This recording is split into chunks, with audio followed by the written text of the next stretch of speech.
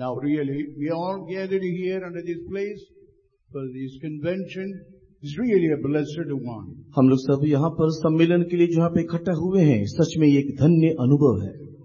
And now let us read the scripture, Song of Solomon, 2nd chapter, verse 17. Song of Solomon, 2nd chapter, verse 17. आइए आज के ध्यान के लिए श्रेष्ठ गीत 2 वचन 17 पढ़ेंगे. जब तक दिन ठंडा ना हो जाए और छाया लंबी होते होते मिट ना जाए, तब तक हे मेरे प्रेमी उस शिकारी या जवान हिरन के समान बन जो बेतेल के पहाड़ों पर फिरता है. Until the day break and the shadows flee away, turn, my beloved, and be thou like a roe or a young hart upon the mountains of Bethel. Here it is said, until the day break and the shadows flee away. Turn, my beloved, and be thou like a roe or a young hart upon the mountain of Bethel. यहाँ वचन इस प्रकार कहता है, जब तक दिन ठंडा ना हो और छाया लंबी होते होते मिट ना जाए, तब तक हे मेरे प्रेमी उस शिकारे व जवान हिरनी के समान बन जो बेतेल के पहाड़ों पर फिरता है. Here it says the first one, until the day breaking. और यहाँ पर जो पहला विषय लिखा है कि जब तक दिन ठंडा ना हो. That means it speaks about the cool of the day. और इसका अर्थ दिन के ठंडे समय के विषय में है. All of the translation, Tamil also it is, until that the day cool down. और अन्य अन्य भाषाओं में भी, तमिल अनुवाद में भी इसका वर्णन इस रीति से किया है कि जब दिन का ठंडे समय उपस्थित हुआ. So here, until the day cool down. और जब तक दिन जो है ठंडा ना हो जाए. And the shadow flee away. और जब तक छाया चले ना जाए. So the first instant speaks about the cool of the day, man committing sin. Man was found before committing sin. और यहाँ पर जो पहला विषय दिन के ठंडे समय के बारे में बताया गया है, वो मनुष्य पाप करने से पहले के उस समय काल के बारे में बता रहा है. So he was a man having a good fellowship with God and moving with God, and God was also moving in the midst of man. और वहाँ पर मनुष्य अच्छी हालत में था, परमेश्वर के साथ वो चलते फिरते हुए, परमेश्वर भी उनके साथ चलते फिरते हुए दिखाई दिया. But the shadow going to come, that means the grace period going to vanish away, the shadow going to come. किंतु साथ ही साथ एक सांझ का समय आने जा रहा है. कहने का तात्पर्य यह है कि अनुग्रह का समय बीतने वाला है. In the daytime, man is having all grace period, but when the shadow comes, it comes to an end to those grace period. जब दिन का समय होता है तो मनुष्य को हर प्रकार का अनुग्रह मिलता है, क्योंकि जैसे जैसे दिन ढल जाता है, सांझ आता है, अनुग्रह भी खत्म होते लगता है. That's why it is said to the beloved, "O beloved, you come upon the mountain like a roe, like a young hart in the place of Bethel." इसी कारण से यहाँ पर अपने प्रियतम को ये संदेश दिया गया है, क्योंकि ऐसा समय आने वाला है, एक कबूतर के समान, एक जवान हिरनी के समान तू बेतेल के पहाड़ पर चलिया. And it is said, you must come upon the mountain like a roe and a young hart. और तू एक शिकारे के समान, एक जवान हिरनी के समान तू पहाड़ पर चले आ, इस प्रकार यहाँ पर कहा गया है. To come upon the mountain like a roe, that speaks about Jesus dying on the cross of Calvary and shedding blood and redeeming the whole human race. और चिकारे के समान तू उस पहाड़ पर चली आ, ये प्रभु यीशु मसीह जो कलवरी क्रूस में अपने खून को बहाया, इसके संबंध में हम वो देखने पाते हैं। And the second thing we read about, the young heart speaks about Jesus ascending to heaven, being found in the right hand of the Father and interceding for us.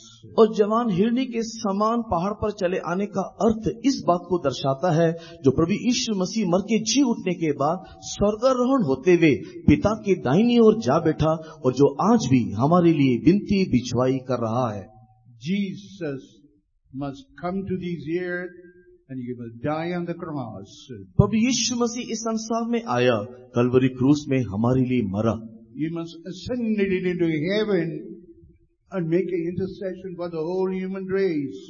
और वो स्वर्ग पर उठा लिया गया, सारे मानव जाति के लिए वो विनती बिछवाई कर रहा है। Before that, it is said thou must come upon the mountain. इससे पहले यह कहा गया है कि तू पहाड़ों पर चले आना चाहिए। You must come upon the mountains. आप इस पहाड़ों में आना चाहिए। What these mountains all speaks about? ये पहाड़ पर चले आना किस विषय को बताता है? It speaks about what God is deserving for the whole human race, the salvation. और जो परमेश्वर सारे मानव जाति के लिए जो उद्धार रखा है, इस अनुभूति के विषय में ये बताता है। What this mountain deserve, that what the Lord God has deserved for the whole human race, the doctrine of baptism. और परमेश्वर ने इस पर्वत में क्या रखा है, और वो पानी के उस बपतिस्मा के द्वारा सारे मानव जाति के लिए रखा हुआ सच्चाई है। And also this mountain speaks about the Holy Spirit, which is going should be upon the whole people. और ये पहाड़ उस पवित्र आत्मा के अभिषेक का अनुभूति भी है, जो हर एक मानव के लिए रखा गया है। This mountain speaks about the life of separation. ये पर्वत अलगाव के जीवन को भी दिखाता है। And this coming upon the mountain speaks about the sanctification. और इस पर्वत में चले आने का एक और अर्थ शुद्धिकरण भी है। And also this mountain speaks about the coming of the Lord. और साथ ही साथ ये पर्वत यीशु मसीह के आगमन को भी दर्शाता है। That's why Jesus must come into this world. इसीलिए प्रभु यीशु मसीह संसार में आया। While we turn in Genesis 3rd chapter, और उत्पत्ति की किताब के अध्याय 3 में it is said in the 8th verse, cool of the day.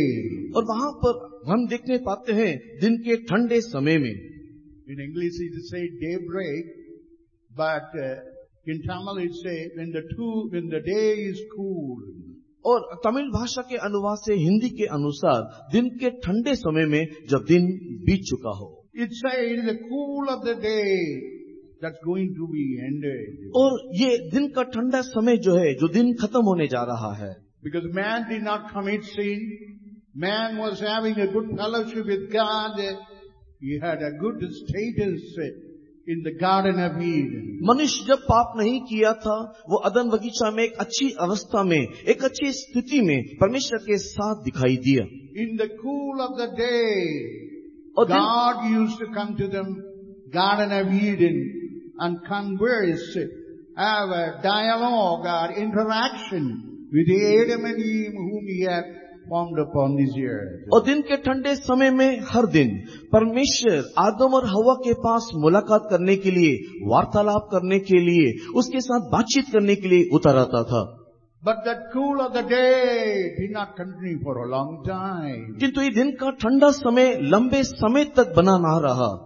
Because what it is said, क्योंकि क्या हुआ, as we read in Genesis 3rd chapter verse 1, it said, the serpent was more subtle than any beast of the field. उत्पत्ति की किताब के अध्याय 3 वचन 1 में लिखा है कि सारे जंतुओं के मध्य में सर्प सबसे अधिक धूर्त था। Serpent, the devil, became active and want to make the first human, the first man whom he created, Adam and Eve, to commit error. और इस शैतान ने इस पहला मनुष्य जिसको परमेश्वर ने आदम और हव्वा के नाम से बनाया, उसके जीवन में भूल चूक लाने के लिए ये शैतान ने पहला कदम वहां उठाया। What God had prohibited, the same thing is inducing, and even to the Eve, and because of Eve, Adam also committed the same error. और जो चीज परमेश्वर ने निषेध किया था वही काम करने के लिए ये शैतान आकर के हव्वा से कहता है, करवाता है, और उसके बाद आदम भी वही भूल कर बैठता है। Because we read in the 6th verse, when the woman saw that the tree was good for food, and it was a pleasant to the eyes, and the tree to be desired to make one wise, she took of that fruit thereof, and did eat, and gave also unto her husband. और उत्पत्ति की किताब के अध्याय 3 वचन 6 में इस प्रकार लिखा है, सो जब स्त्री ने देखा कि उस वृक्ष का फल खाने में अच्छा, देखने में मनभाव और बुद्धि देने के चाहने योग्य भी है, तब उसने उसमें से तोड़ करके खाया और अपने पति को भी दिया और उसने भी खाया। To put an end to the cool of the day, to put an end the conversation, the fellowship what they had with the God, with the Adam and Eve. Now he's putting attraction to all those things which God had prohibited. उस ठंडे दिन को समाप्त करने के लिए, मनुष्य का परमेश्वर के साथ के संबंध को नष्ट करने के लिए, मनुष्य परमेश्वर के साथ, परमेश्वर मनुष्य के साथ वार्तालाप ना करने के लिए, देखो शैतान ने वहां पर एक युक्ति निकाला। That is the thing that is happening in the world. The devil is active. The serpent is active. It brings allurement, enticement.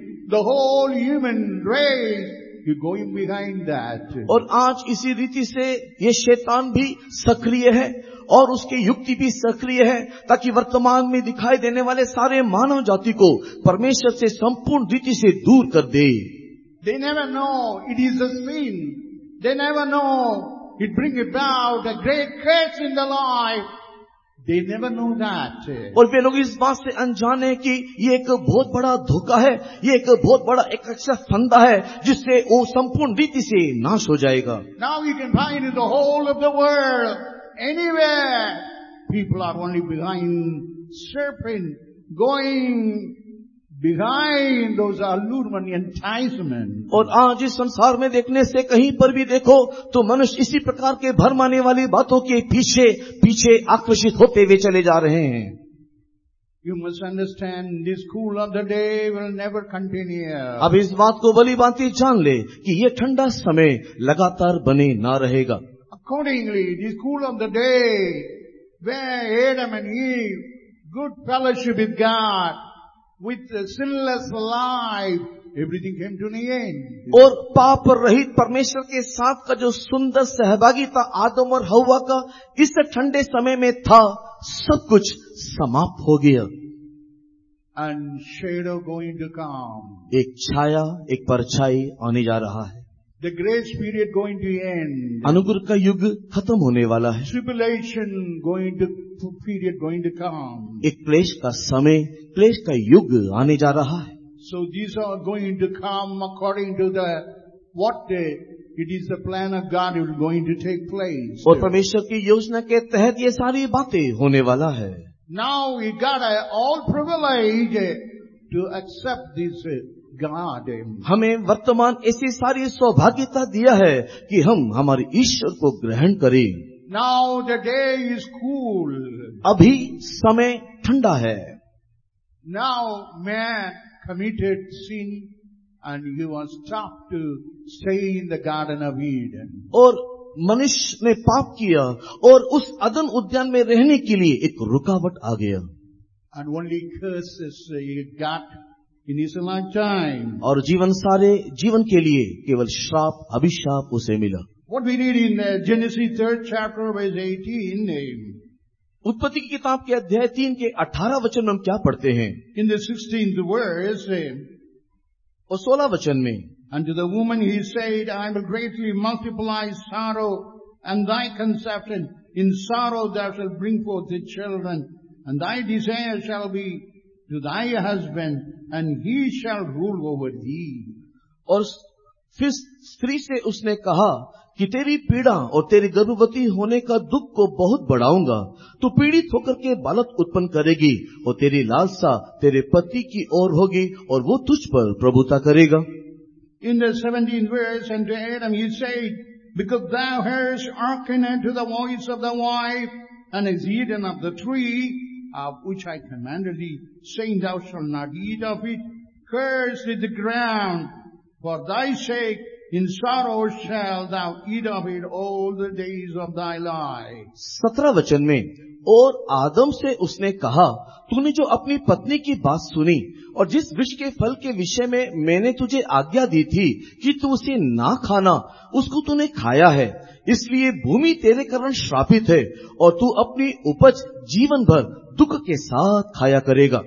The thorns also and thistles, and it will bring forth to thee, and thou shalt eat the herb of the field. और वो तेरे लिए कांटे और ऊंट कटारे उगाएगी और तू खेत की उपज खाएगा। And also what it is said, and what it is said to him, और उसको क्या कहा, and we read, in the sweat of thy face shalt thou eat bread till thou return unto the ground. और 19 वचन में अपने माथे के पसीने की रोटी खाया करेगा और अंत में मिट्टी में मिल जाएगा। In the cool of the day, man was having a good contact, good fellowship, but now everything is stopped. दिन के ठंडे समय में देखो, ईश्वर का मनुष्य के साथ एक बहुत ही सुंदर संपर्क था, किंतु ये सब कुछ यहाँ खत्म हो गया। The serpent, the devil, is a liar, and he told all the lies and turned their eyes beyond what God had ordered them or commanded them to do. और परमेश्वर और ये शैतान जो झूठा है, जो झूठ का पिता है, वो आकर के मनुष्य को इस रीति से बहकाते हुए वो काम करवाया जो परमेश्वर ने मना किया था, निषेध किया था। What God prohibited, that became enticing in the world. जो चीज परमेश्वर ने मना किया वही आज उसे आकर्षण का कारण बन गया। Now sins have become and trespasses abomination that has become a very alluring in the world. आज संसार में देखने के समय में पाप, सारी गंदी बातें, घिनौनी बातें आकर्षण का कारण होकर के मनुष्य के लिए दिखाई दे रहा है। Man want to live by himself, thinking that it is good. The devil is showing some burden, some allurement, enticement. They think that is the better life, the best life in the world. आज मनुष्य शैतान के द्वारा दिखाई देने वाली सारी बातों के प्रति आकर्षित होते हुए मनुष्य ये सोच रहा है कि इस प्रकार के जीवन बिताने के द्वारा एक उत्तम जीवन में जी सकूंगा, एक उत्तम जीवन में जी रहा हूँ। That's why they are drunkard, drug addict, and they go after lust. और इसी कारण से वे पियक्कड़ नशीली पदार्थों के पीछे जाते हुए अभिलाषी के पीछे होते हुए दिखाई दे रहे हैं। That is why Jesus must come to this world. यही कारण था प्रभु यीशु मसीह को संसार में आना था, to bruise the head of the devil and also to bring redemption to the human race. Jesus must come into the world. मनुष्य जाति को छुटकारा देने के लिए और शैतान के सिर को कुचलने के लिए यीशु का आना आवश्यक था। He must come like that, what it is said as a roe that is mentioned in that place. और वहाँ पर वो एक चिकारे के समान जो हमने मूल वचन में पढ़ करके देखा, इस रीति से उसका आना आवश्यक था। And also young heart. और एक जवान हिरनी के समान उसको आना है। Both are all the deer family. All a deer family. और ये जितने भी जंतु के बारे में बताया गया, ये हिरनी के परिवार से ही है। Roe, that speaks about the deer only. और ये चिकारे जो कहा है, ये भी एक हिरनी का प्रजाति है। And what we read in Genesis 27 verse 3, now it was sold to Esau that he must prepare venison, that is the meat of the deer, and bring to him so that he may bless him. और उत्पत्ति की किताब के 27 अध्याय उसके 3 वचन को पढ़ करके देखने के समय में वहां पर मेरे लिए एक हिरणी का आहार बना करके लेकर के आ कि मैं उसको खा करके तुझे आशीष करूं। Now what he says to his son Esau to go and to hunt and bring the deer flesh, in English only it says as a venison. और यहाँ पर इसहाक इस प्रकार अपने बेटे से कहता है कि तू जा और हिरनी को शिकार करके उसके मांस को पका करके मुझे ले आ। Venison must be sacrificed. और ये जो हिरनी जो है वो एक बलि होना चाहिए। Only then he will get the blessing from his father. तभी उसके पिता से उसे आशीष मिलेगा। Like that Jesus must be bruised on the cross of Calvary. उसी प्रकार प्रभु यीशु मसीह भी कलवरी क्रूस में कुचला जाना चाहिए। He must be bruised like a roe. और वो एक हिरणी के समान कुचला जाना चाहिए। And only then redemption can be effected upon the whole human race. ताकि सारे मानव जाति के ऊपर उद्धार कार्य करे। And Jesus must take all of his sins upon himself. और यीशु मसीह अपने ऊपर हम सबके पापों को उठा ले। And then only we will have a great redemption. तभी हमारे जीवन में एक बहुत बड़ा छुटकारा दिखाई देगा। And if not, there is no possibility. और उसके अलावा और कोई भी योग्यता नहीं है। And Jesus must take that place of sacrifice. और उस बलिदान के स्थान को यीशु ले लेना चाहिए। That's why in Galatians chapter 1 verse 4 it said who gave himself for our sins. और इसी कारण से गलाती किताब 1 के 4 में हम लोग पढ़ करके देखते हैं हमारे पापों के लिए उसने अपने आप को दे दिया। That he might deliver us from the present evil world according to the will of God and our Father. ताकि हमारे परमेश्वर पिता की इच्छा के अनुसार हमें इस वर्तमान के बुरे संसार से छुड़ाए। And Jesus gave himself as a sacrifice, as a venison, that the deer was sacrificed. Jesus sacrificed on the cross. और जिस प्रकार उस हिरणी को मार करके एक व्यंजन बना करके पिता को दिया, वैसे ही प्रभु यीशु मसीह ने अपने आप को भी एक बलि होकर के हमारे लिए दे दिया। What we read in 1 John the 3rd chapter verse 16. पहला यूहन्ना उसकी 3 अध्याय के 16 वचन में हम क्या पढ़ते हैं? He laid down his life for us. और उसने हमारे लिए अपना प्राण दे दिया। That is the love of Jesus. और ये प्रभु यीशु मसीह का प्रेम है। That is the sacrifice of Jesus. ये यीशु मसीह का बलिदान है। He laid down his life. उसने अपना जीवन, अपना प्राण हमारे लिए दे दिया। And that's why now we are delivered. और इसी कारण से आज अब हम छुड़ाए हुए हैं। In Ephesians chapter 5 verse 2. एफिसी की किताब उसके 5वें अध्याय के 2 वचन में What we read in the second verse. 2 वचन में हम क्या पढ़ते हैं? Given himself for us an offering and a sacrifice to God for a sweet smelling savor. और जैसे मसीह ने तुम में से प्रेम किया, हमारे लिए अपने आप को सुखदायक सुगंध के लिए परमेश्वर को भेंट करके बलिदान कर दिया। Read that. और प्रेम में चलो जैसे मसीह ने भी तुमसे प्रेम किया और हमारे लिए अपने आप को सुखदायक सुगंध के लिए परमेश्वर के आगे भेंट करके बलिदान कर दिया। And walk in love as Christ also had loved us and had given himself for us an offering and a sacrifice to God for a sweet smelling savor. See, Jesus, that is the desire of the Father, that he must come down into the world and die like a human being. और यही पिता का इच्छा या मनसा था कि प्रभु यीशु मनुष्य रूप में संसार में आए और अपना प्राण मनुष्यों के लिए दे दे। He must be like a roe upon the mountain. उस पर्वत के ऊपर एक हिरनी या एक शिकारी के समान He हो। must be like a young hart upon the mountain. पर्वत के ऊपर वो एक जवान हिरनी के समान दिखाई दे। And that is why Jesus came into the world and sacrificed himself. और इसी कारण प्रभु यीशु मसीह संसार में आया और अपने आप की आहुति दिया। Like the roe sacrificed, Jesus sacrificed on the cross. उस शिकारे के समान यीशु मसीह ने अपने आप को बलि चढ़ा दिया। And that we may able to have a life. ताकि हमें जीवन मिले। And that's why it is said in John 10:11, He is a good shepherd who gave his life for the sheep. इसी के लिए यूहन्ना रचित सुसमाचार उसके 10 अध्याय में उसके 11 वचन में देखते हैं कि प्रभु यीशु मसीह का अच्छा चरवाहा होने के कारण वो अपने भेड़ों के लिए अपना प्राण दे दिया। He gave his life. उसने अपना जीवन दे दिया।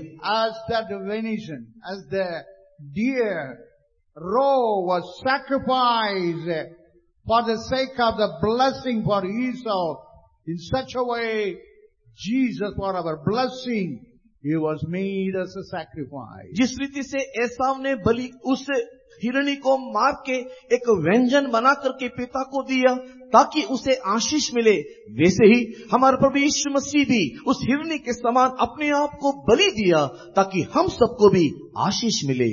The cool of the day, what we have this day of interacting, this is because Jesus died on the cross of Calvary. और ये उस दिन के ठंडे समय में आज हम परमेश्वर के साथ बातचीत या मुलाकात कर पाते हैं, वो इस कारण से क्योंकि यीशु हमारे लिए बलि हुआ है। Salvation, baptism, Holy Spirit, that life of separation, it makes us to enjoy the cool of the day. और उद्धार के कारण, बपतिस्मा के कारण, पवित्र आत्मा का अभिषेक में होते हुए अलगाव जीवन के कारण इस ठंडे समय में हम आनंद मना पा रहे हैं।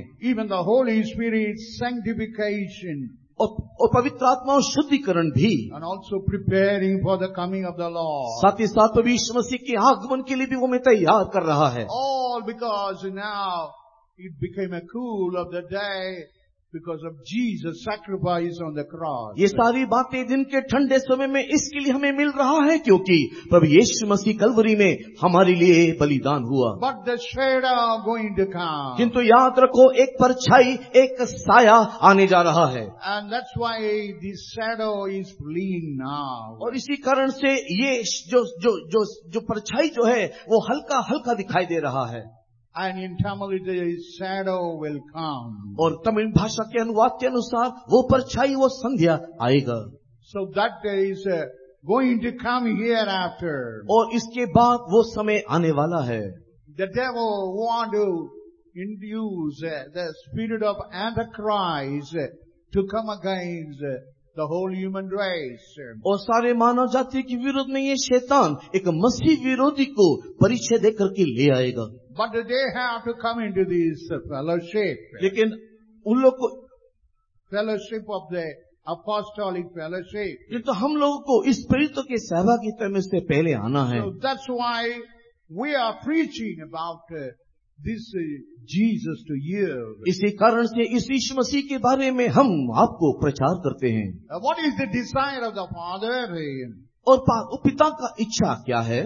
He must be like a roe and also young hart coming upon the mountain. वो एक उसकी इच्छा ये है कि उस पर्वत के ऊपर दिखाई देने वाले छिकारे और उस हिरनी के, जवान हिरनी के समान हम पर्वत के ऊपर आना चाहिए। Because we have the whole world must be united by Jesus. और यीशु मसीह के द्वारा ये पूरा संसार एक हो जाना चाहिए।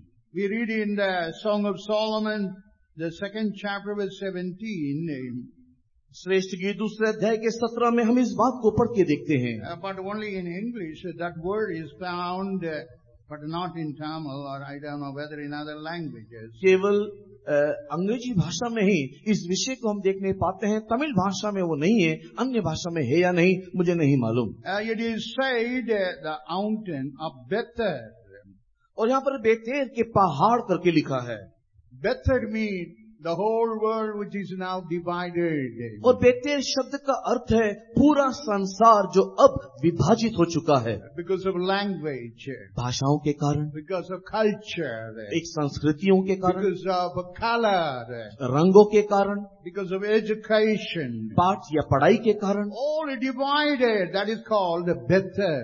और ये सब कुछ आज दुनिया में इस रीति से विभाजित हो गया और यही शब्द है Bether. Whatever divided like a Bethel, all must be united because of Jesus. जो बेतेर की नाई सब विभाजित हो गए हैं, खंड खंड हो गए हैं, यीशु के कारण ये सब एक हो जाना चाहिए। When he died on the cross like a roe and ascending into heaven as a young hart. और जब वो उस चिकाने के समान कल्वरी क्रूस में मर रहा था और जवान हिरनी के समान जब वो स्वर्गारोहण हो रहा था, And he is, why he must come like that?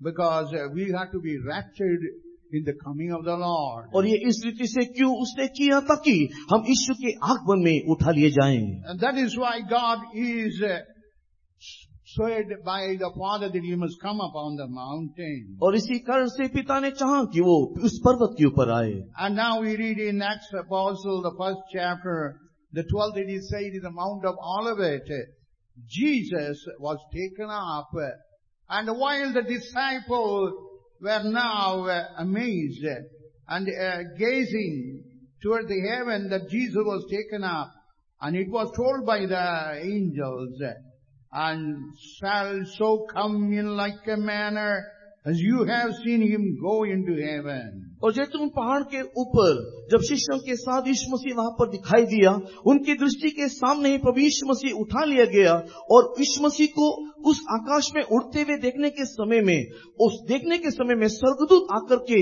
उनसे इस प्रकार कहा कि जिस रीति से प्रभु यीशु मसीह को तुम लोग जाते हुए देखते हो, वैसे उसे दोबारा आते हुए भी देखोगे।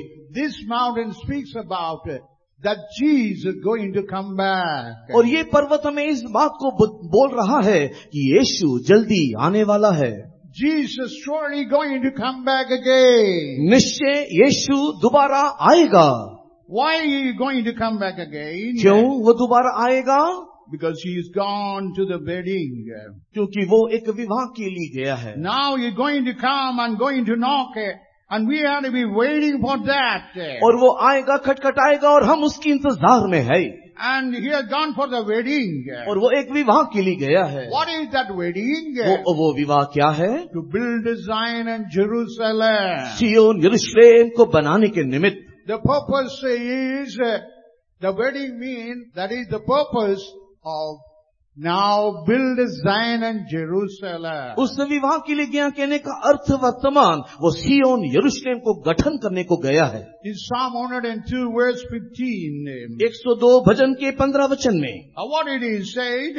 और वहाँ पर क्या लिखा है? The Lord shall build up Zion and he shall appear in his glory. और यहोवा सियोन को बसाया है और वो अपनी महिमा के साथ दिखाई देगा। That's why he had gone up. And he going to come again. इसी के लिए वो गया है और देखो वो दोबारा आएगा भी। And what we read in John 14 chapter verse 2 and 3. और यूहन्ना रचित सुसमाचार के अध्याय 14 उसके 2 और 3 वचन को पढ़ने से what he says, what he says in that place, उस जगह में यीशु ने क्या कहा? I'm going to prepare a place for you. मैं तुम्हारे लिए एक स्थान प्रस्तुत करने को चाहता हूँ। And in the second verse, और दूसरे वचन में in the 14th chapter verse 2, what it is said? यूहन्ना रचित सुसमाचार अध्याय 14 वचन 2 में यीशु ने क्या कहा? In my father's house are many mansions. मेरे पिता के घर में बहुत से रहने के स्थान है। If it were not so, I would have told you. यदि ना होते तो मैं तुमसे कह देता। I'm going to prepare a place for you. क्योंकि मैं तुम्हारे लिए जगह तैयार करने को जाता हूँ। And if I go and prepare a place for you, I will come again and receive you unto myself. Where I am, there you may be also. तीसरा वचन, यदि मैं जाकर तुम्हारे लिए जगह तैयार करूं तो फिर आकर तुम्हें अपने यहाँ ले जाऊंगा कि जहाँ मैं रहूं वहाँ तुम भी रहो। So this mountain Olivet says, as Jesus ascended into heaven, you're going to come back. ये जैतून पर्वत हमें यही पुकार के कह रहा है कि जो यीशु को तुम लोग स्वर्गारोहण होते हुए देखा है, वो यीशु दोबारा आएगा। And he went to prepare Zion and Jerusalem. वो सियोन यरूशलेम को तैयार करने को गया है। And he built Zion and going to come back again. सियोन को प्रस्तुत करके देखो वो दोबारा आएगा। And when he come, he must hear the Lord knocking. और जब वो आएगा उस समय में प्रभु को खटखटाते हुए हम सुनेंगे। And what we read in the Luke 12th chapter. लूका रचित सुसमाचार के 12वां अध्याय में हम क्या पढ़ते हैं? What it is said in the 34th verse. उसके 34 वचन में क्या लिखा है? And in the 35th verse what we read. और 35 वचन में इस प्रकार लिखा है, Let your loins be girded about and your lights be burning. तुम्हारी कमरे बंदी रहे और तुम्हारी दिए जलते रहे.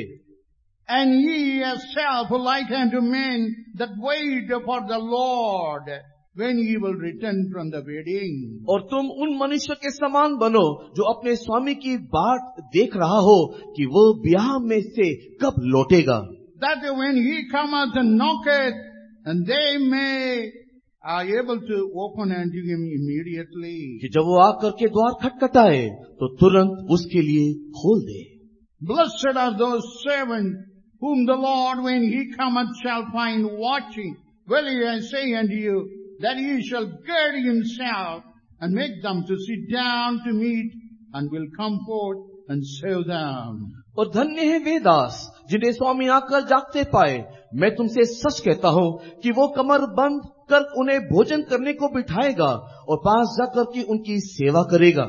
So now he had gone into heaven to prepare a place for us. अभी हमारे लिए प्रभु यीशु मसीह स्वर्ग में एक स्थान तैयार करने को गया है. He is going to come. और वो दोबारा आएगा. And what we have to do? हमें क्या करना है? We have to be waiting for that.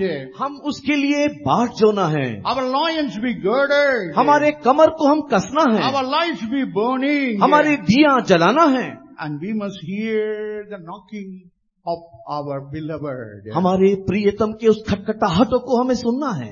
That's why you are all made together here. यही कारण है कि हम सब यहाँ इकट्ठा हुए हैं. The purpose is Jesus came like a raw and young raw just to only to come. While he come, he must be raptured. और हम सबका यहाँ पर इकट्ठा होने का उद्देश्य यही है कि जो चिकारे के समान हमारा प्रभु यीशु मसीह कलवरी क्रूस में मरा जो दोबारा आएगा, हम उसके साथ दोबारा मुलाकात कर सके.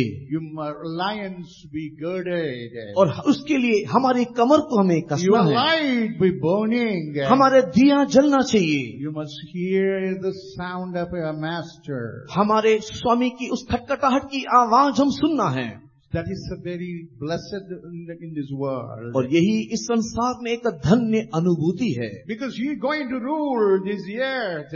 क्योंकि वो इस पृथ्वी के ऊपर राज्यत्व करेगा. Now when he ruled this earth, he is also giving that rule even to you. जब वो इस पृथ्वी पर राज्यत्व करेगा, राज्य और प्रभुता आपको भी देगा.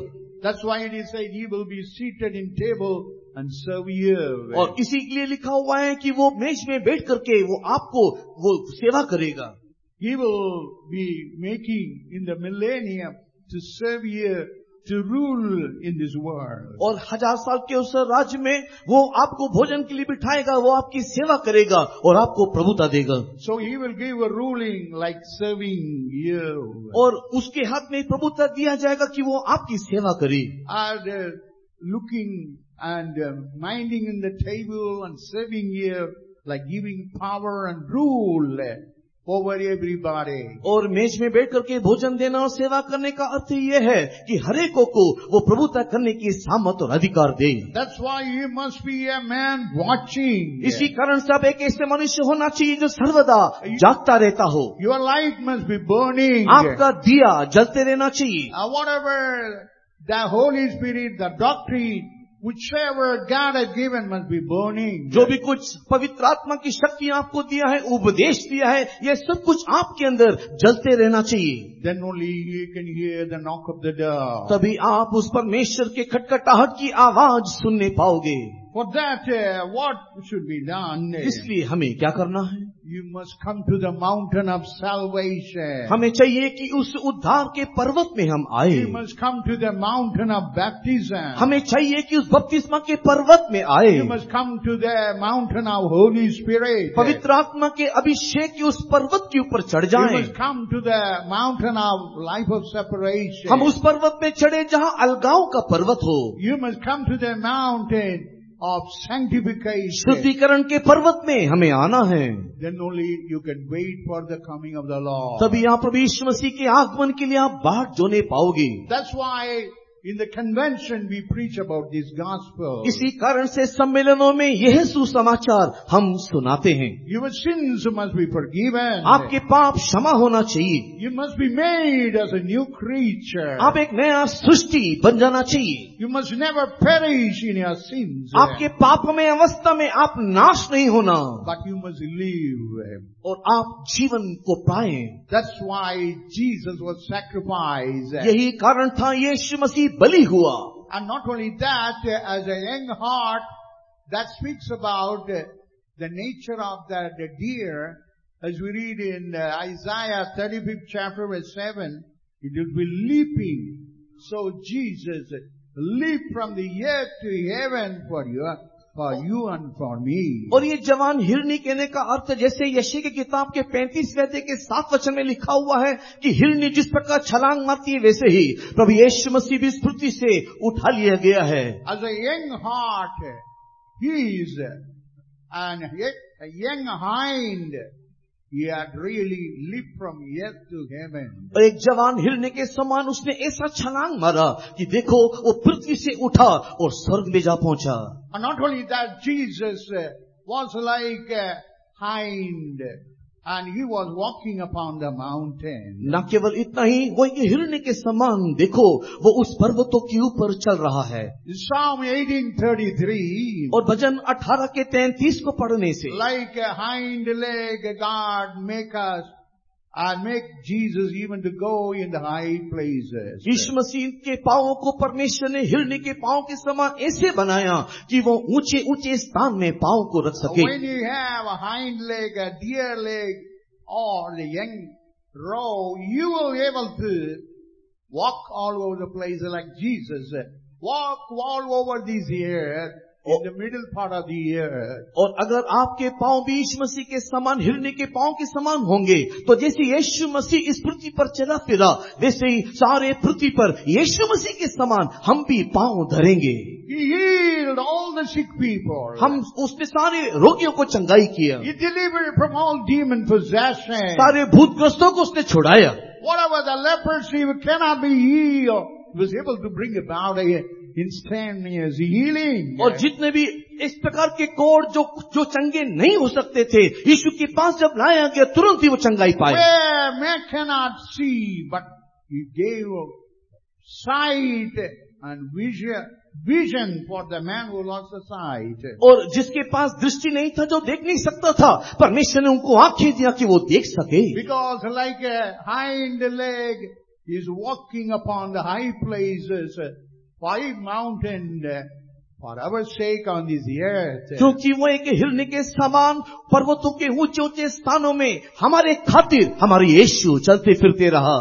Not only that, 2000 years ago, even in this place, न केवल 2000 साल पहले किंतु आज भी वही यीशु चल फिर रहा है। even today you can feel the healing power of Jesus. आज भी आप यीशु मसीह के चंगाई के सामर्थ को अनुभव कर सकते हो। That's why we have come to preach about it. इसी कारण से हम यहाँ पर उसका प्रचार करने को आए हैं। You have to come to the mountain of salvation. इसके लिए चाहिए कि आप इस उद्धार के पर्वत के ऊपर चढ़ाओ।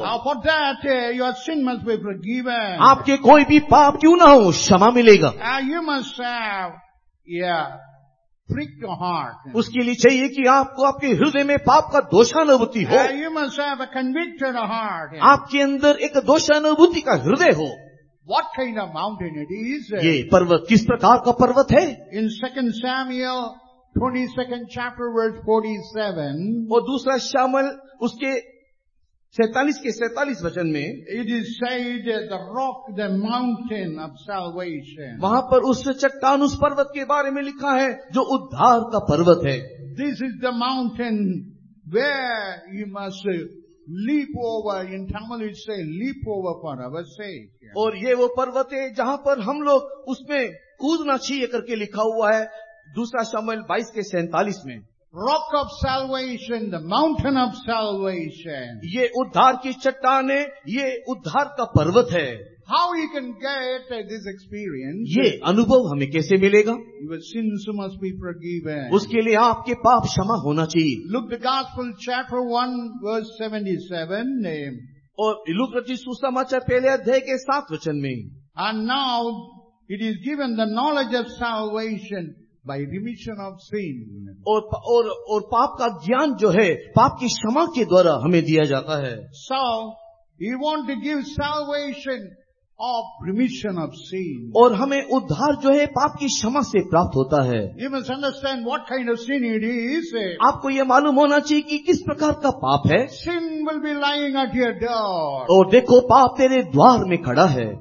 Like a beast lying at your doorstep, it will be lying all the daytime. जैसे पशु तेरे द्वार में रहता है वैसे ही ये पाप भी तेरे द्वार में पूरे दिन खड़ा रहता He है। want to destroy you utterly. और वो आपको संपूर्ण रीति से नाश करना चाहता है। That's what we Genesis 4th chapter verse 7. यही बात उत्पत्ति की किताब के अध्याय 4 वचन 7 में लिखा है। And that was told to Cain. और ये बात कैन से कहा गया, If you do good, अगर तू भला करेगा but you have not done good. लेकिन तूने भलाई नहीं किया, That's why sin will be lying at your door. इसी कारण से देख पाप द्वार में खड़ा है।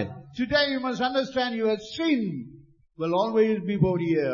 आप इस बात को आज जान ले कि पाप हमेशा आपके सामने रहता है। Psalm 51:3. और 51 भजन के 3 वचन में, My sin is always before me. मेरा पाप सर्वदा मेरे सम्मुख रहता है। My transgression, iniquity always before me. मेरे अधर्म, मेरा पाप, मेरा दोष हमेशा मेरे सामने है। Whatever you committed, error, sin, that will be before you. जो भी कुछ गलतियों को आपने किया है वो सर्वदा आपके सम्मुख रहेगा। Whatever you committed, error, sin in the world will pursue you.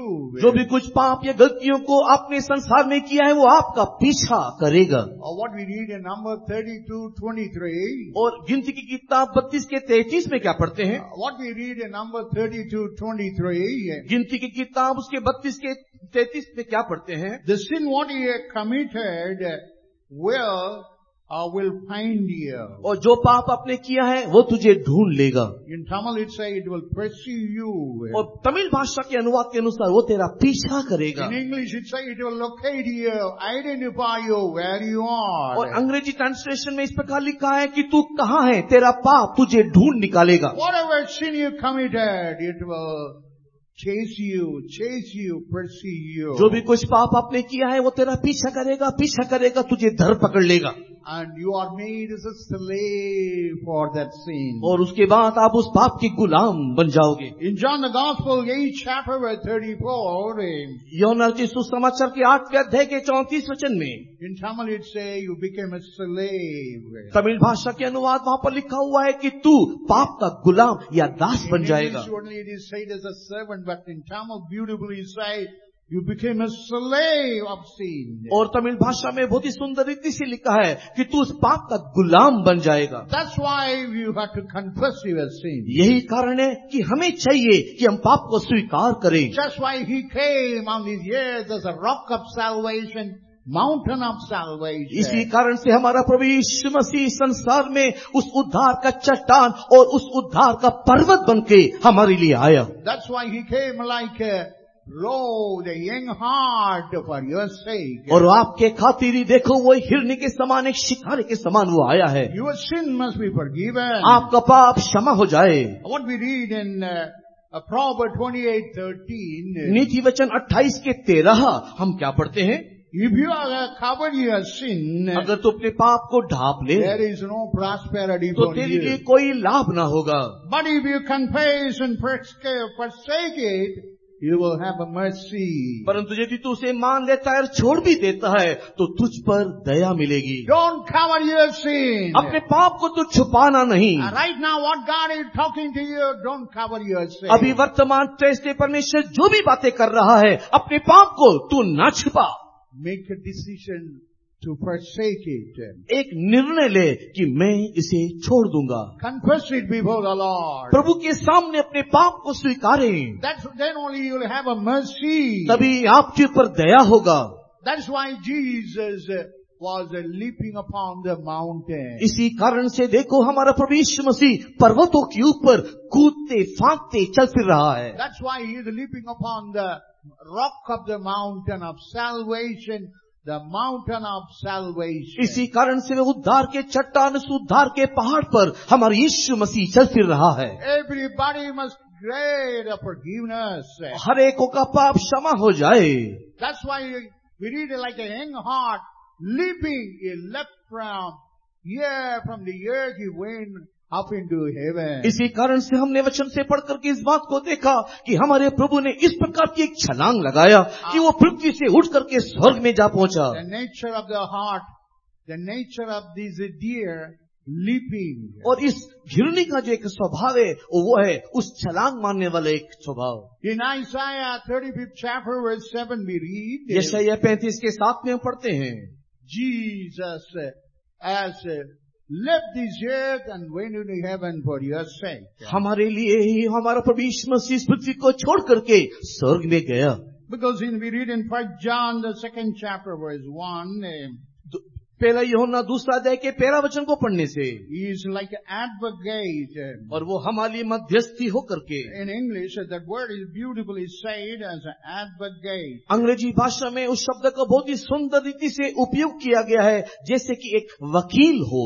And your sin must be forgiven. ताकि आपके पाप क्षमा हो जाए। And he is doing the work of the advocate. और वो हमारे लिए वकालत कर रहा है, एक वकील का काम कर रहा है। He is interceding for you. वो आपके लिए मध्यस्थी कर रहा है, प्रार्थना कर रहा है। When he make an intercession, और जब वो मध्यस्थी करता है, your sin will be forgiven. आपके पाप क्षमा हो जाते So what हैं। is important in the world? इस संसार में हमारे लिए क्या आवश्यक है? Your sin must be forgiven. हमें आवश्यक कि हमारे पाप क्षमा हो जाए। That is the greatness in the world. और यही इस संसार में एक महान अनुभव है। That's why Jesus went upon the mountain. यही कारण प्रभु यीशु मसीह पर्वत के ऊपर गया। Only bring salvation in you. आपके अंदर उद्धार जन्माने के निमित्त ही, Because you must go to heaven. ताकि आप स्वर्ग जा पहुंचे, You must go to Zion and Jerusalem. ताकि आप सिय्योन यरूशलेम में पहुंच When you सके, hear the trumpet, you must be ताकि आप उस vanishing. तुरही की आवाज को सुन करके इस पृथ्वी से लोप हो जाएं। For that is the salvation is important. इसके लिए हमारे जीवन में उद्धार आवश्यक है। Not only that, केवल इतना ही नहीं, not only that forgiveness, न केवल पाप की क्षमा, you must have the baptism in our life. हमारे जीवन में बपतिस्मा का अनुभव भी होना चाहिए। Because what it is said about that mountain, उस पर्वत के संबंध में क्या बताया गया है? the mountain that begat thee, और उस पर्वत जिसने आपको जन्म दिया है, the mountain that begat thee. वो पर्वत जिसने तुझे उत्पन्न किया है। In Deuteronomy 32nd chapter verse 18, और व्यवस्था विवरण 32 अध्याय के 18 वचन में what kind of mountain it is, ये किस प्रकार का पर्वत है, and bringing forth the begetting mountain. और ये एक जन्म देने वाला, एक उत्पन्न करने वाला पर्वत। You must be born again, आप नए सिरे से जन्म लेना, also born of water. और आप जल से भी जन्म लेना। That is the purpose Jesus was moving, leaping upon the mountain. यही कारण है कि हमारा प्रभु यीशु मसीह उस पर्वत में चल फिर रहा है, वो कूद रहा, फांद रहा है, Like a roll, like a young heart. एक जवान हिरनी के समान, एक चिकाने के समान, Who is in the right hand of the Father as an advocate for forgiveness is interceding. और वो पिता के दाहिनी ओर एक वकील के समान, एक सहायक के मानिंद हमारे लिए बिनती बिछवाई कर रहा है। Not only that, you must get the baptism in our life. यही अनुभव बपतिस्मा में हमें प्राप्त होता है। And baptism is very important in our life. हमारे जीवन में बपतिस्मा बहुत ही मुख्य है। You must be dead to the sin. हम लोग पाप के लिए मर जाना है। Sin must be buried under water. ओ पाप पानी में समाधि पाना चाहिए। What it is buried will never come out. और जो गाड़ा गया वो दोबारा उठ के नहीं आता। All your lifetime will be dead as you bury all your old sin under water through water baptism. पानी के बपतिस्मा लेते हुए आपके पुरातन पाप को, पुराने जीवन को जो आपने पानी में गाड़ दिया जीवन भर, जीवन काल, वो कभी भी दोबारा आपके जीवन में लौटना नहीं चाहिए। The rock that begat thee. वो पर्वत जिसने तुझे उत्पन्न किया है, The mountain that begat thee. वो पर्वत जिसने तुझे उत्पन्न किया है, Through the water it is bringing you as a new man. उस पानी के द्वारा वो तुझे एक नया मनुष्य बनाता है। By water you must be born again. पानी में तू एक नया जन्म लेना चाहिए। You must be a new creature. तू एक नया सृष्टि बन जाना चाहिए। Old sin must be buried under water. सारी पुराने पाव पानी में समाधि पाना चाहिए। We read all in John, the Romans 6th chapter. ये सारी बातें रोमी की पत्री उसके 6 अध्याय में हम पढ़ते हैं। And everything must be buried. ये सारी बातें गाड़े जाना चाहिए And you must put on Christ. और मसीह को तू परिधान करना You चाहिए। must walk in the newness of life. एक नएपन की सी चाल तू चलना चाहिए। After baptism, you cannot be like an old man. बपतिस्मा के बाद एक पुराने मनुष्य के समान तो नहीं होना। You cannot walk like a previous man. पुराने मनुष्यत्व के समान तो नहीं दिखना, But the newness of life. एक नए जीवन की सी चाल चलते हुए। That is why you want to come and be getting the birth of water baptism. इसी कारण से हमें चाहिए कि पानी में हमें जन्म लेना है। So in this evening, you want that you must achieve in our life. और इस संध्या समय में परमेश्वर इस जीवन को हमें चाहता है। And by baptism, you must adorn Christ. और बपतिस्मा में हम लोग मसीह को परिधान कर लेते हैं। And we read in Galatians 3rd chapter verse 26 through 28. Galati की किताब उसके 3 अध्याय 26 से 28 तक के वचनों में हम इस बात को पढ़ के देखते हैं। The 27th way we put on Christ. 27 वचन में लिखा हुआ है कि बपतिस्मा में हम यीशु को पहन लेते हैं। By water baptism, you put on Christ. बपतिस्मा में हम लोग मसीह को परिधान करते हैं, पहनते हैं। Before that, you don't have that experience. इससे पहले यह अनुभव हमें नहीं था। You became a new man. हम एक नए मनुष्य बन गए। You are walking in the newness of life. एक नए जीवन की सी चाल चलने लगे। All sins are buried under water. सारे पुरातन पाप देखो पानी में गाड़े गए हैं। What is buried will never come out. जो गाड़ा गया अब वो उठ के नहीं आएगा। In such a way, God brings the experience of water baptism. इस रीति से पानी का अनुभूति परमेश्वर हमारे जीवन में लाता है। Not only that, केवल इतना ही नहीं, this mountain speaks about the Holy Spirit. ये पर्वत पवित्र आत्मा को भी दिखाता है। And we read about the mountain with the fire. और हम पर्वत जो आग से परिपूर्ण है हम देखते हैं। And now in the time of Moses, the mountain was with the fire.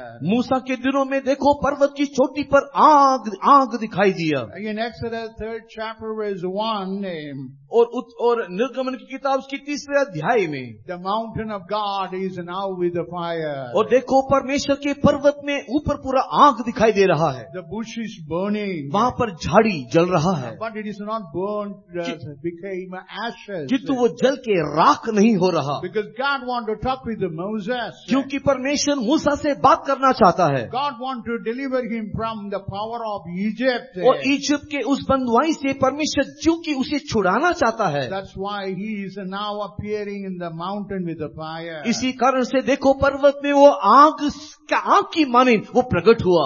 In Exodus 3rd chapter verse 2 we read about it. निर्गमन की किताब के अध्याय 3 वचन 2 में हम इस बात को पढ़ते In the हैं। New Testament, he is coming like a fire in our life. और नया नियम में ये अनुभूति आग की मानिंद हमारे जीवन में आता है। Because when the fire will burn all your abomination, all your evil natures. क्योंकि जब ये आग उतरता है उस समय में हमारे अंदर के सारे बुराइयों को, सारी घिनौनी बातों को ये आग जला देता है। What we read in 1 King 18 chapter. पहला राजा 18 अध्याय में हम क्या पढ़ते हैं? Now we read in the 1 King 18 chapter. पहला राजा अध्याय 18 in the 38th verse. उसके 38वें वचन में The fire must come down. वो अग्नि उतरना चाहिए। Why the fire must come down? क्यों अग्नि उतरना चाहिए? Because it must consume. क्योंकि वो सब कुछ भस्म कर देना चाहिए। It must consume sacrifice. वो उस बलि को भस्म करना, It consume wood. वो लकड़ी को भस्म करना, It must consume stones. उस पत्थर को भी जला के राख It करना must consume dust. और उस धूलि को भी भस्म करना, And it must consume water. पानी को भी जला के सुखा देना। So whatever you have, your selfish, fleshly nature, all must be burned when the Holy Spirit come upon you. जो भी कुछ हमारे जीवन में स्वार्थ और शारीरिक अनुभव दिखाई देता है, पवित्र आत्मा का अभिषेक उतरने के द्वारा वो सब कुछ जल के राख हो जाता है। When Elijah prayed for the fire, it came and devoured the sacrifice. और जब एलिया ने प्रार्थना किया उस समय में स्वर्ग से आग उतरा, बलि को संपूर्ण रीति से जला के राख कर When दिया। the fire of the Holy Spirit in the New Testament come upon you, it will devour your fleshly nature. जब नया नियम में पवित्र आत्मा की अभिषेक की अग्नि आपके ऊपर उतरेगा, तेरे सारे शारीरिक स्वभाव को वो जला के राख कर देगा।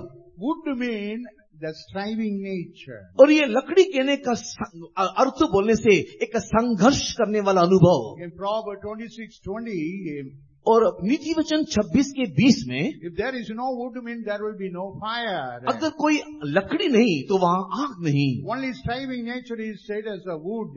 और वहाँ पर संघर्ष करने वाला, लड़ाई करने वाले स्वभाव को लकड़ी के साथ तुलना किया गया है। So now, when there is a striving nature of wood, there will be a fire burning. और अगर वहाँ पर लकड़ी के समान संघर्ष करने वाले का स्वभाव रहेगा तो एक आग वहाँ पर जलेगा। So this wood of striving nature, everything will burn down by the Holy Spirit. ये संघर्ष करने वाला लकड़ी का स्वभाव पवित्र आत्मा की अग्नि के द्वारा संपूर्ण रीति से जल के राख हो जाएगा।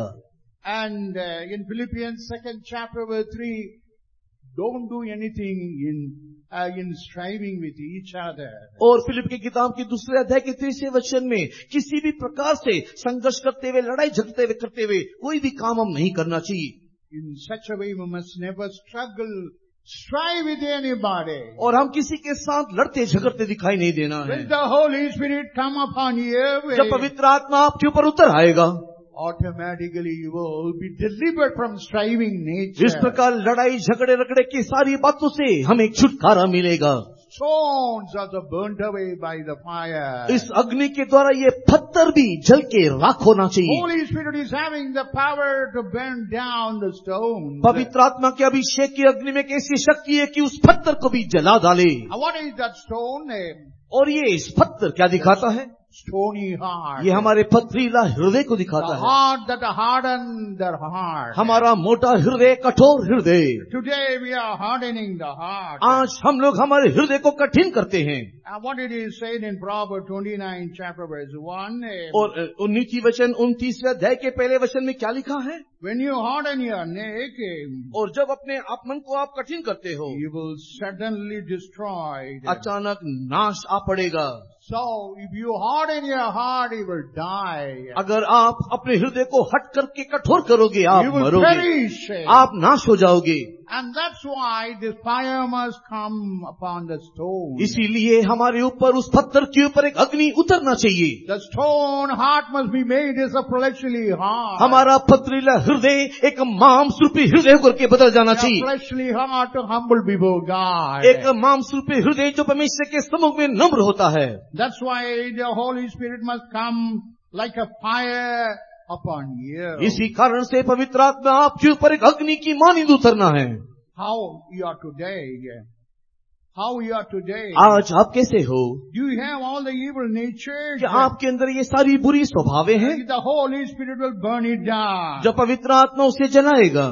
And also, dust means our natural man. और उसी के साथ ही साथ वो धूली को भी जलाना है। ये धूली जो है वो हमारे स्वाभाविक मनुष्य को दिखाता है। In 1 Corinthians 2nd chapter verse 14 said about the natural man. पहला कुरिन्थी उसकी दूसरा अध्याय के 14 वचन में एक स्वाभाविक मनुष्य के बारे में बताया गया है। Natural man will never accept God. और ये स्वाभाविक मनुष्य कभी भी ईश्वर को ग्रहण नहीं करता। So that natural man, the dust must be burned down. ये धूली, ये स्वाभाविक मनुष्य जल के राख होना चाहिए। And also water. और साथ ही साथ वो जल भी। Water means instability. और ये जल कहने से अस्थिरता को दिखाता है। Now how is our life? अभी हमारा जीवन कैसा है? We are unstable like a water. क्या हम पानी के समान अस्थिर हैं? Our life is in such a wretched condition. हमारा जीवन जो है एक पानी के समान एक अभागा स्थिति में है। We are double-minded. हम लोग दोहरे मन वाले लोग हैं। We are unstable. हम लोग अस्थिर हैं। We are serving the devil even as God. हम लोग ईश्वर की भी सेवा करते हैं, साथ ही साथ शैतान की भी पूजक हैं। That water must be licked by the fire. और ये आग के द्वारा ये पानी संपूर्ण रीति से चट जाना चाहिए। That is why Holy Spirit is necessary. इसीलिए पवित्र आत्मा जरूरी है। And that's why The fire is found upon the mountain. इसी कारण से देखो पर्वत के ऊपर आग दिखाई दे रहा है, To declare Moses that there is a new life. और मूसा को एक नया जीवन की घोषणा करने के लिए, The deliverance from Egypt. मिस्र से छुड़ाने के लिए, Deliverance from Pharaoh. फरो से छुटकारा पाने के लिए। So that is the message of that mountain of fire. और यही उस आग वाले पर्वत का संदेश है। In this New Testament, this fire speaks about the Holy Spirit नया and give deliverance. नया नियम में देखने के समय में ये अग्नि पर्वत जो है वो पवित्र आत्मा का अभिषेक से मिलने वाले छुटकारे को दिखाता है। And also, this mountain speaks about the life separation. और साथ ही साथ ये पर्वत जो है एक अलगाव की जीवन को भी दिखाता है। What we read in Exodus 19 chapter verse 12 and 13. निर्गमन की किताब के 19 अध्याय के 12-13 वचन में क्या पढ़ते हैं? Here it said only Moses can come up. No one should come there, or animals, cattle, or anything of any kind should never come to that near the mountain and touch the mountain. और वहाँ पर इस प्रकार लिखा हुआ है कि इस पवित्र पर्वत के ऊपर केवल मात्र मूसा ही चढ़ करके आना चाहिए। कोई जंतु, कोई जानवर, कोई बनेले पशु, कोई मनुष्य इसके सिवाने के पास भी नहीं आना। You must have a life of separation. हमारे अंदर एक अलगाव का जीवन होना चाहिए। In 2 Corinthians 6th chapter verse 14. दूसरा कोरिन्थी अध्याय 6 वचन 14। What did he say about the yoke? और वहाँ पर उस युवा के विषय में क्या लिखा है? Unequally yoked of the unbelievers. हम लोग अविश्वासियों के साथ समान जुए में जोता ना जाएं। You must never be hooked with unequal. It is not equal, unequal. हम लोग कभी भी उसके समान समानता में जोता ना जाएं। You must have a life of separation. हमारे अंदर एक अलगाव का जीवन होना है। What it is said in Philippians 2nd chapter verse 15. फिलिप्पी की किताब दूसरे अध्याय के 15 वचन में क्या लिखा है? What kind of people they are? वो लोग कैसे लोग हैं? Crooked and perverse nation. और वे लोग टेढ़े और हठीले लोग हैं। You have to separate yourself from this kind of people. इस प्रकार के लोगों से हमें चाहिए कि हम अपने आप को अलग करें। Then only you can burn like a light. तभी आप एक दिए के समान जलने पाओगे। And that's what God, the life of separation. यही उस अलगाव के जीवन के संबंधित है। And also this mountain speaks about sanctification. साथ ही साथ ये पर्वत शुद्धिकरण को भी दिखाता है। Now Exodus 19 chapter verse 12. निर्गमन की किताब के 19 अध्याय के 12 वचन में Moses is sanctified himself and is coming down from the Mount Sinai to sanctify the people. और हम लोग यहाँ पर देखते हैं कि मूसा उस पर्वत के ऊपर अपने आप को शुद्ध करके नीचे उतरता है और नीचे उतर के लोगों को भी शुद्ध करता है। You have to be sanctified by the blood. आप उसके समान अपने आप को शुद्ध करना चाहिए। You have to be sanctified by the word of God. आप परमेश्वर के वचन के द्वारा शुद्धिकरण पाना चाहिए। You have to be sanctified by the Spirit. आप आत्मा के द्वारा शुद्धिकरण पाना चाहिए। And that's why Hebrews 13 chapter verse 12. इसी कारण से इब्रानी की पत्री अध्याय 13 वचन 12। The blood will sanctify you. परमेश्वर मसीह का लहू आपको शुद्ध करेगा। In John 17:17 say, by the word of truth they will be sanctified. यूहन्ना की सुसमाचार अध्याय 17 वचन 17 में परमेश्वर जो सत्य वचन के द्वारा हमें शुद्ध करता है। 1 Peter chapter 1 verse 2, the sanctification of the Holy Spirit. और पहला पत्र 1 के 2 वचन में पवित्र आत्मा के द्वारा मिलने वाला शुद्धिकरण। Then only you can able to meet your Lord. तभी आप आपके प्रभु से मुलाकात कर पाओगे। Jesus is going to come as he was ascended into heaven. जैसे यीशु स्वर्ग में उठा लिया गया वैसे ही वो दोबारा आएगा। The mountain of Olivet, he was ascended. और वो जैतून पर्वत से स्वर्ग में उठा लिया गया। Till the message that you had to prepare. और उसके समान हमें अपने आप को तैयार करना है।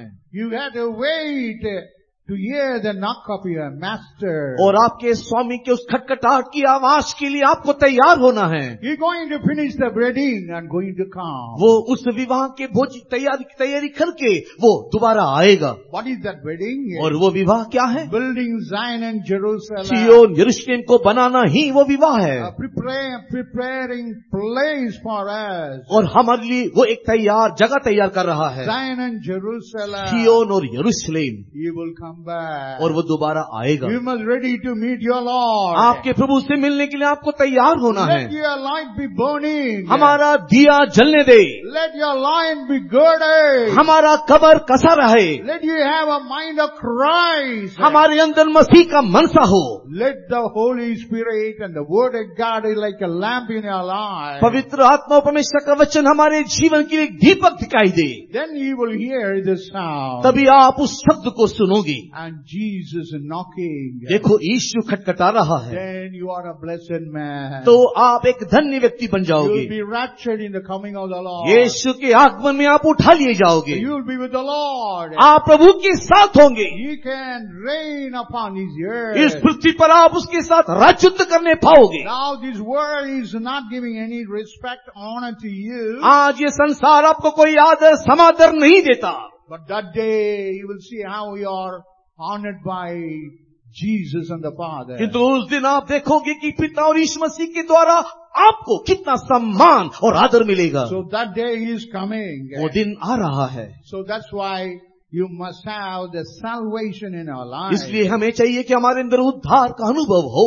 You must have the mountain of the begetting mountain, which meant that you had to be born of water. इसीलिए हमें उस उत्पन्न करने वाले पर्वत का अनुभव, हमें जल से जन्म लेने का अनुभव मिलना है। You want that the mountain of fire which want to devour all your nature. हमें उस अग्नि पर्वत का अनुभव होना है जो आपके सारे बुरे स्वभाव को जला के राख कर दे। To sanctify, he has come on that mountain. वो शुद्ध करने के लिए देखो उस पर्वत पे उतर आया, By the blood. उस लहू से, By the word of God. वचन के द्वारा, By the Holy Spirit. पवित्र आत्मा से You want to sanctify you. वो आपको शुद्ध करना चाहता I है। want everybody surrender for that. मैं चाहता हूँ कि आप में से हर एक उसके लिए अपने आप को सौंप दे। I want everybody stand on your knees. मैं चाहता हूँ कि आप में से हर एक लोग घुटने में हो जाएं। Right now, that is why Jesus come upon the mountain. इसी कारण से अभी भी देखो यीशु पर्वत में उतर आया है। He came like a roe, like a young hart. वो एक चिकारे के समान, एक जवान हिरण के समान वो आया है। He came like a sacrificing deer upon the cross. वो उस पर्वत, उस क्रूस के ऊपर एक बलि होने वाले एक हिरनी के समान आया है, To bring blessing to your life. ताकि तेरे जीवन में आशीष लाए। Right now, surrender to that Jesus. अभी ही आप उस यीशु को अपने जीवन को सौंप दे। He is now in the right hand of the Father. अभी वो यीशु पिता के दाहिनी ओर है। He is making advocacy, advocating your sins to be forgiven. आपकी पाप की क्षमा के लिए देखो वो हमारे लिए मध्यस्थी कर रहा है, वकालत कर रहा है। Right now you surrender. अभी अब अपने आप को सौंप दे। Oh Lord, I had to be raptured in the coming of the hey Lord. मेरे प्रभु, तेरे आगमन में मुझे उठा लिया जाना है। Give all these experience. मुझे ये सारा अनुभूति चाहिए, Whatever that faded away, let that be renewed. और जो भी कुछ वो चीज जो मुझसे निकल गया है प्रभु एक और बार नया कर दे। I must be found in the coming. जब तू आएगा मुझे वहाँ दिखाई देना है। When you come, when you knock the door, I must open it. जब तू आएगा, खटखट आएगा, मैं तेरे लिए द्वार खोलना है। Right now, God going to help you. अभी प्रभु आपकी सहायता करेगा। Lift up your hand. अपने हाथ उठाएं। Oh God, help me. हे प्रभु मेरी मदद कर। Oh, you came upon all these mountains. तू अभी तक इन सारे पर्वतों में था, As a sacrificing God. एक बलि हुए उस परमेश्वर के समान। As an advocating, standing in the right hand of the Father to forgive all of our sins. मेरे सारे पापों को क्षमा करने के लिए पिता की दाहिनी ओर एक मध्यस्थी होते हुए, Because I must be raptured. हे प्रभु मैं आगमन में उठा लिया जाना है। I must hear the sound of knocking. मैं उस खटखटाहट की आवाज सुनना है। Open your mouth and ask the Lord. अपना मुंह खोलो और प्रभु से बोलो। God going to help you. प्रभु तब आपकी मदद करेगा। God come in your midst to help you. वो आपके बीच में आपकी मदद करने के लिए उतर आया है। The Holy Spirit is descending down. देखो पवित्र आत्मा उतर आया The है। Holy Spirit is descending down. पवित्र आत्मा उतर रहा है। Surrender to the power of the Holy Spirit. पवित्र आत्मा के लिए अपने आप को सौंप दे। Clap your hands. ताली बजाएं, And clap your hands. ताली बजाते हुए Fill in the Holy Spirit. आत्मा में भर जाए। Let the devil flee your life. शैतान आपके जीवन से भाग जाने दे। Let your sins be forgiven. आपकी पाप क्षमा हो जाने दे। Confess your sin to the Lord. अपने प्रभु से पाप की स्वीकार करो। And you have all the blessing by the Holy Spirit. पवित्र आत्मा से सारे आशीषों को पालो। As the blessing of the water baptism being born again. और एक और बार पानी की बपतिस्मा में उस नए जन्म के आशीषों को ले लो। You be buried, your sins be buried forever. आपका सारे पाप सदा सर्वदा के लिए गाड़े जाने दे। You must put on Christ. मसीह को पहन लो। Right now you're going to help here. परमेश्वर आपकी The सहायता Holy करेगा। Spirit is coming like a fire. ओ अग्नि की मानिंद देखो, पवित्र आत्मा आ रहा है। Burning all the sacrifice. वो सारे बलि को जलाने को, Whatever stone. कोई भी पत्थर क्यों ना हो, It is burning now. वो जल रहा है। Whatever dust. वो कोई भी धूली हो, Whatever water. पानी क्यों ना हो, It is burning. जल रहा है, जल रहा है। To bring victory over the Baal. सारी बातों के ऊपर आपको जय देने को, To bring over devil. शैतान के ऊपर जय देने को। Right now we are delivered. अभी अभी मुक्ति। कलीसिया तुझा जा तेरा दिया रहा, कलीसिया तुझा क्या तेरा दिया रहा, छिकारी को देना बचा, दीपक तेरा रही जलता, छिकारी को देना बचा, दीपक तेरा रही जलता, कलीसिया तुझा क्या तेरा दिया सब लोग खड़े हो जाए। कलीसिया तुझा क्या तेरा दिया रहा, छिकारी को देना पचा, दीपक तेरा रही जलता, छिकारी को देना पचा, दीपक तेरा रही जलता, कलीसिया तुझा क्या तेरा दिया रहा, कलीसिया तुझा क्या तेरा दिया रहा, छिकारी को देना पचा, दीपक तेरा रही जलता, छिकारी को देना पचा, दीपक तेरा